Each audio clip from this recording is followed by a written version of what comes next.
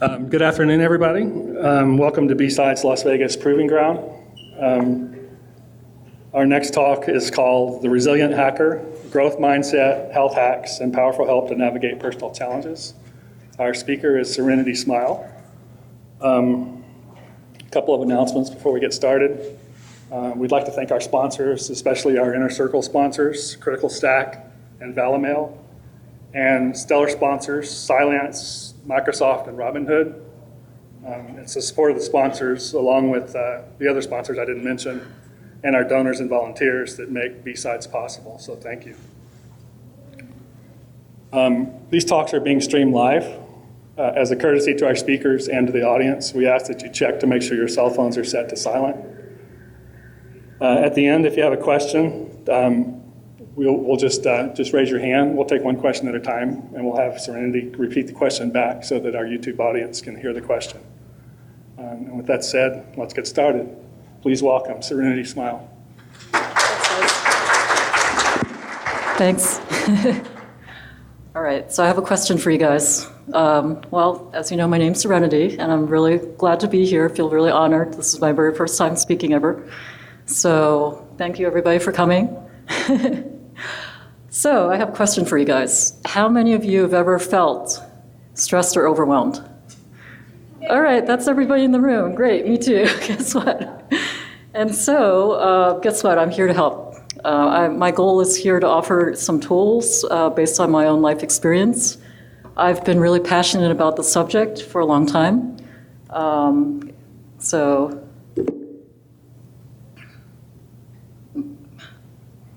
Okay, bear with me, I'm having a technical difficulty moving this thing. Okay, so we did that. So anyway, who am I? Well, I'm relatively new to cybersecurity. I was really fortunate enough to earn a SAN scholarship.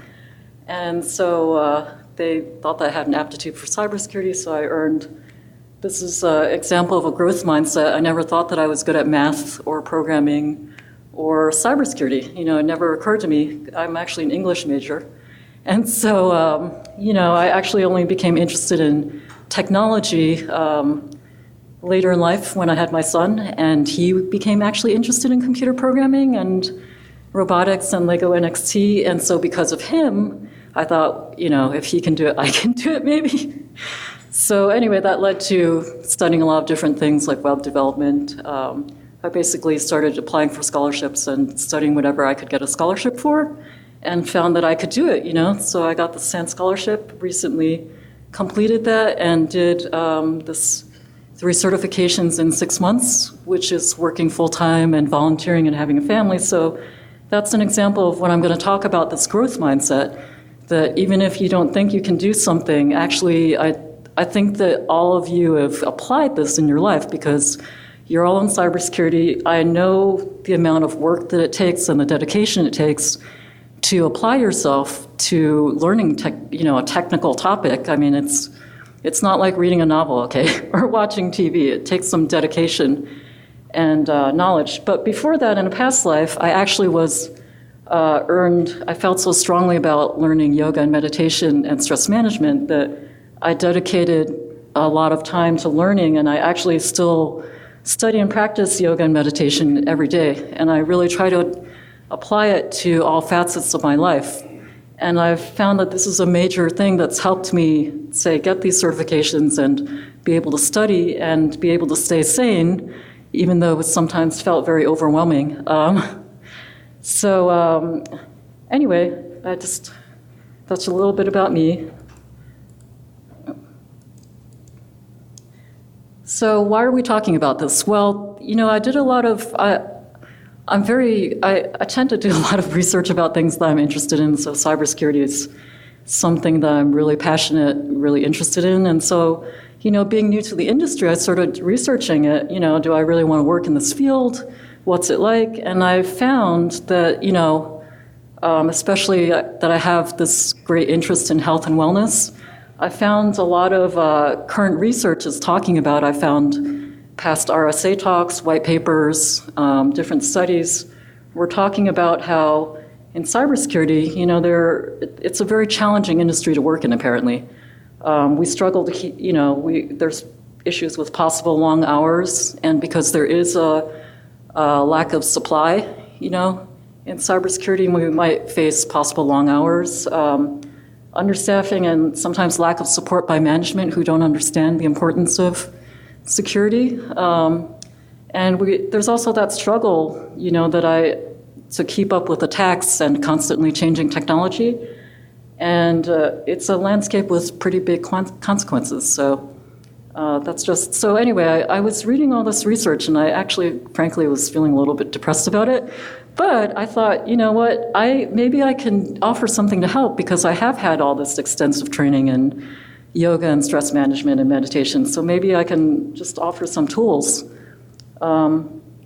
So anyway, just a brief thing, how does stress affect us? Why is this important? Well, as you probably know, stress is it's been called the leading cause of illness. I mean, it's a contributing factor to a lot of diseases.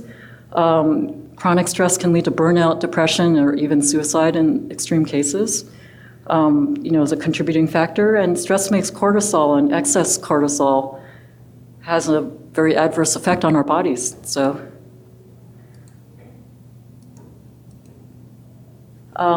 So what are some solutions that we can apply? Well, I talked about growth mindset, and so I really believe that having a growth mindset is, I've discovered this throughout my life, having a fixed mindset means feeling like a victim, and I had a pretty difficult childhood, so I kind of understand that feeling of victimhoodness, and the opposite of that is understanding that you can develop your abilities and your talents and your intelligence. And I'm telling you this because you can actually develop tools to help yourself, because I'm not talking about, that's a different issue to fix the systemic problems. I'm talking about things that you can do to contribute, to your own wellness. Like how can you take things into your own hands? That's what I'm trying to talk about. So so the goal here is to develop a personal resiliency plan. So what is resilience exactly? Like, what are we trying to do? Well, the goal is to be able to bounce back and go with the flow, when we're challenged by life. And, we can have these tools that, I'm going to present you. So basically, I'm going to present you with a tool set, okay? And it's like when you get one of those multi-tool sets, well, you don't end up using all of them. You try them all out and you see which ones to keep, right? Like, especially if you're going on a trip and you can't take all the tools with you, but you can try them, and then like a lock-picking set, you figure out, okay, what's the appropriate tool to use in this moment? Which ones are the most, help me the most? So I just want you to know that you do have a choice in how you react and respond. And a lot of these tools, the thing is, like, it gives you a buffer between something that happens to you, an event, and then, like, what do you, instead of kind of like being really reactive about it, like, have you ever, for example, like, I know I've done this, like, if you're angry and you just, like, say something, like, very, like, sarcastic or, kind of insulting, and then that kind of, that doesn't go very well.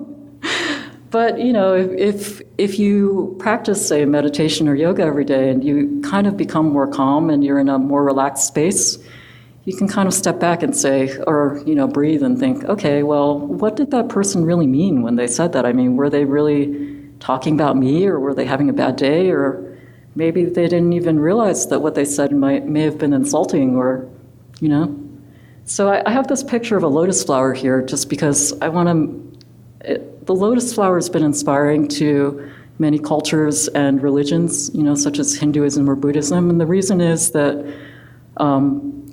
lotus flowers actually grow in ponds, which, ponds are bodies of stagnant water. So the mud on the bottom of the pond is pretty stinky, and so lotus flowers grow out of this mud, and it's this beautiful, very useful medicinal flower, which is, gorgeous. And plus, not only that, but the leaves are incredible. They're original inspiration for Teflon. I mean, if you see, whenever water lands on a lotus leaf, it just rolls off.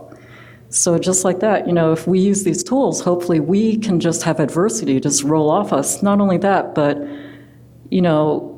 growing out of the mud of the pond, which is adversity, just a beautiful thing grows. So I really believe that actually, like all the adversity in your life, if you think about it, it can be your advantage. I mean, it's like shifting your mindset, because if you think about it, all the things that have happened to you and everything that you've been through gives you experience. And I know that everything that I've been through makes me more compassionate for other people. So it kind of helps you grow as a person. And sometimes we don't really know why things happen to us, but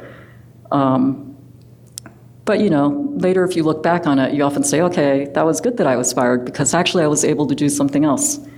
All right, so what are some health hacks that we can do? We can get out, this is very powerful. If you get outside, you'll find that you'll get inspired. I really encourage you to disconnect once in a while. I know that I've personally have spent days, trying to study or figure out a programming problem or something. But if you can step away, if you notice this is part of mindfulness, how does it feel like when you've been inside all day? Like when I've been inside all day, especially in a room without windows, I feel kind of weird at the end of the day. Sometimes it's hard for me to go to sleep. But if I just take a break, like if you just take a break, also sitting is the new smoking. If you just take a break, every 20 minutes, 30 minutes, go for a quick walk, take a nap if you feel tired, that'll not only recharge your creativity and inspire you, you'll actually, by taking time away, you'll actually study better, you'll do more creative problem solving, and you'll get the rest that you need to sort of give you a different perspective. Also, longer term, remember to take vacations, because that's actually, helps you recharge too. So physical exercise, of course, doing outside is optimal because it's like you're getting a 2-in-1. Flushes out the stress hormones. Being outside in nature actually has been shown to make you smarter and calmer. People have written whole books about this. We're kind of just, I'm introducing things, but if you're really interested in this, I want to encourage you, you can contact me at the end. I'll have my contact information and I can provide you with more resources and point you toward more resources.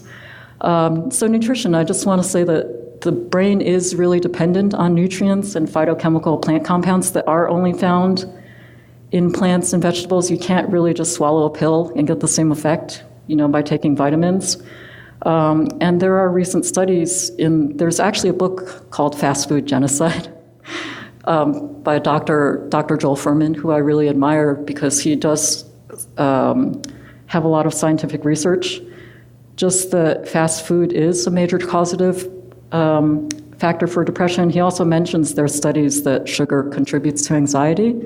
So even though, I think like the thing is when I feel stressed, I might feel like eating ice cream or, cake or something, and I do love to bake. I've found that I've tried to substitute that, with eating fruit instead, and that's actually been very helpful to me. I also follow a plant-based diet, and I've done that for many years, and I've really feel that contributes to my having a lot of energy and better health.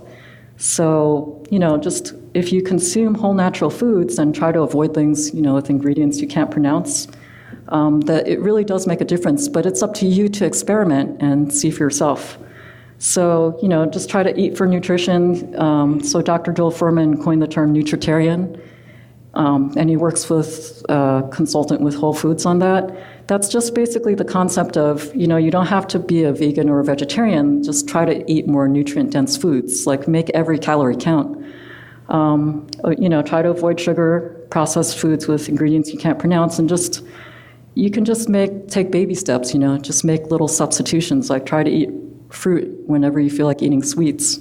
He actually recommends 5 fruits a day. So anyway, other powerful help from the past. Well, people have been doing yoga and meditation for thousands of years, but only now that we have modern scientific equipment like MRIs and machines that, brain scans and things that can study what's happening in the brain, we know now that meditation actually shrinks the amygdala. That's the part of the brain that controls anxiety and fear. So meditation helps to make you feel less anxious and fearful.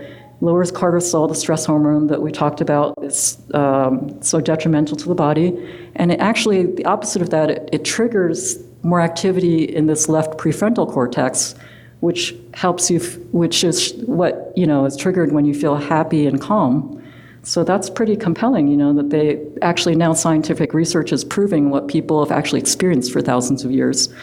So it's actually also recommended, by now as for people that are depressed to help them instead of antidepressant drugs, because it provides, pretty much, it provides the same results as antidepressant drugs, but without the side effects.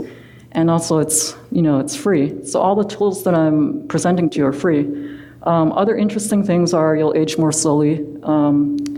It's been, a UCLA study showed that in as little as 12 minutes a day for 8 weeks, that, it can repair your DNA and help you age more slowly, protects your immune system, may help lower blood pressure, and basically you can think more clearly, make better decisions, helps with chronic pain, and you can sleep better.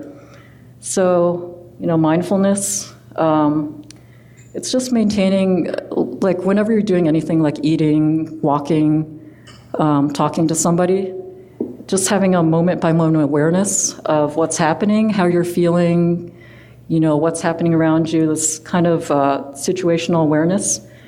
And yoga, okay, meditation is actually a branch of yoga, but when I say yoga here, I'm actually talking about the physical postures. That's Hatha yoga, it's called. So anyway, and I want to say that with meditation and yoga, there are many different styles, so it's up to you to experiment with different styles. If you have any questions about different styles, I'm happy to answer them. But I just want to encourage you to just try something. If you don't like one class or one teacher or one book, try something else, Yoga reduces stress, of course, makes you stronger and more flexible. And there's this whole mind-body-spirit connection, which is more familiar in the East than the West. So it's a whole holistic thing. Like if your body feels comfortable, that affects your mind, to make your mind feel more calm. And that helps your spirit, feel more happier. So lastly, I'd also encourage you to laugh, and spend time in good company. We have this new stand-up comedy, hacker, stand-up comedy happening. I think it just passed today, but there's another one tomorrow. I believe around 4 to 5, and try to connect with other people, because it's also been shown to, it really helps when you actually connect with people in person. So if you like, let's do a quick breathing exercise. I'll teach you how to deep breathe, which is something that's not only preventative, that if you practice this over time, it'll become more and more natural to you. But you can also use it as an emergency thing in the moment, like if somebody says something, if you get some alarming news, or you feel really stressed or angry, you can also practice this. So if you like, just put your hand on your tummy right now, or if you don't have to if you don't want to. And you can close your eyes or not, that's optional. But the idea is, okay, just exhale. Okay, and when you exhale, you're squeezing the air out of your tummy. So your tummy is contracting. Okay, that's squeezing the air out of your lower lungs and your upper lungs. And then you can hold it for a second and then just breathe into expand your tummy, so you're filling your lower lungs with air and your upper chest. And then just hold for a moment. Then you can either exhale through your nose or through your mouth. Okay? And now just notice, listen to what's going on around us. You can hear the noises from outside. And just notice how you feel, if you feel differently. And so we just did a very short breathing exercise, which is very powerful because that's interrupting that stress fight or flight response. That actually scientists know that when you feel that fight-flight response, it's like from primitive times. You basically, you can't think straight. And so that's why it's very helpful to do this deep breathing, like if you have a job interview or, a presentation like this, which can be terrifying. So I just also want to say that with mindfulness, okay, I personally try to control the negativity in my life. Like I try to just be, so you're being mindful right now, right? But mindfulness also means you expand your awareness to what you're putting into your body. That means like not only what you're reading or what you're hearing, people around you as well. You know, how do other people make you feel? If you are around people that are complaining all the time, you're angry all the time, or you're listening to, watching violent movies, just like see how that makes you feel as opposed to reading something personally inspiring to you. And that can be different for different people. Like I personally find like stories of how people have overcome adversity, sometimes entrepreneurs that become really successful, like rags to riches, that can be very inspiring. I like to know how other people have overcome adversity. That helps me kind of put in more positive things in my mind than negative things. And then I have less to filter out, you know, it's like I'm fighting less. So final thoughts, it's very, this community is very important. If you look around you, just remember that a stranger is just a friend that you haven't met yet. We have many excellent people here. And I believe we need to support each other in this cybersecurity community because we are all facing different, challenges, and we're all in this together. And I encourage you to experiment on yourself. I mean, I always consider myself a human my own guinea pig. And so that's why I've been doing for years and years. I've been experimenting with different yoga styles, meditation styles and different tools. And so what I'm presenting to you are the things that have worked for me. And hopefully you can go out and explore more and see what works for you. So just, to try to develop your awareness. We talked about mindfulness, meditation, and yoga. Those are very powerful tools, and exercise. And that can include, that's any kind of exercise, basically anything that's inspiring to you, whether it's mountain biking, running, yoga, walking fast, Tai Chi. There are many different things that you can try. And so I just really encourage you to experiment on yourself and to be kind to yourself, not be so hard on yourself, and be compassionate to yourself and other people. Every day I try to do random acts of kindness, just something as simple as, I call it trashercise, just like pick up trash if you see it, on your way to work. I mean, it helps you feel better, and then you don't have to walk past it too. And it helps other people too. And if you can do something like some kind of more extensive volunteering or mentoring other people, that really helps you get you outside of yourself and helps you feel grateful for, other people that might not be as fortunate as us. And when you help other people, you actually feel really great yourself. So lastly, I want you to be like a weed or bamboo. Bamboo in storms, it blows around and it bends, but it doesn't break. And we can be like that too. Adversity, I believe, can make us stronger. And so every day, we do face a lot of adversity, but if you ever see a weed like growing in the sidewalk, like I once saw a tomato plant growing behind a dumpster in back of a subway, and it was amazing. It had all this fruit, and I thought, you know what, nobody's caring for it, and it's still thriving. It was pretty amazing. So I believe every one of you is just like that. All right, any questions from anybody? All right, well, I want to leave my contact information here. If anybody would like more resources or has any questions, feel free to contact me always, and I'll be outside if you also have any questions. So thank you guys. Thanks so much for coming to my first talk.